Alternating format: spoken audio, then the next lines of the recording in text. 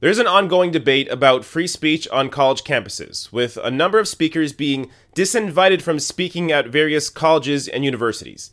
Now, I don't want to quite get into this discussion, but I do want to discuss something that is related to it, which is the idea that colleges and universities are run by people who are politically liberal.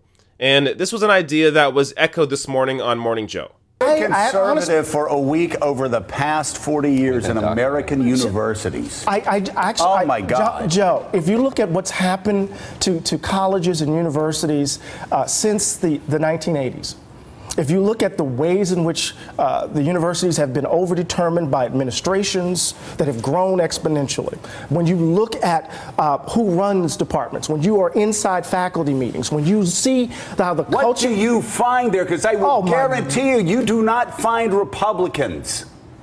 Yeah. Come on. So Joe Scarborough is shocked at the idea that there are any Republicans running colleges or universities, which is a fundamental misunderstanding of the issue, and frankly, something that Eddie Glaude Jr. also didn't really explain or understand in the clip.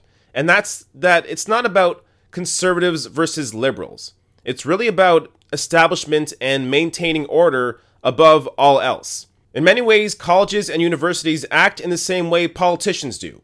They want to avoid upsetting the existing power structures. So what do I mean by that? Well, I'll give you an example. This week, Chelsea Manning was invited to join the Institute of Politics at Harvard as a visiting fellow. It's a position that essentially would have allowed Manning to teach or research a topic that she's valued for. But after this announcement, the establishment world exploded. First, establishment conservatives like Bill Kristol took to Twitter, saying, "I'm loyal to Harvard, but I think I'll forego Institute of Politics events this year. I'd feel the same way if Chelsea Manning were still Bradley Manning." But then the big one. Ex-CIA chief Michael Morrell resigned from Harvard over this Chelsea Manning invitation.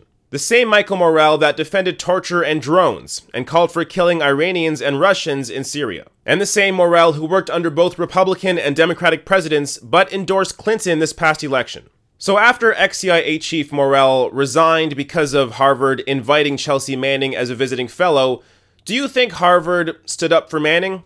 Because today, Harvard rescinded Chelsea Manning's visiting fellowship after CIA chief's protest.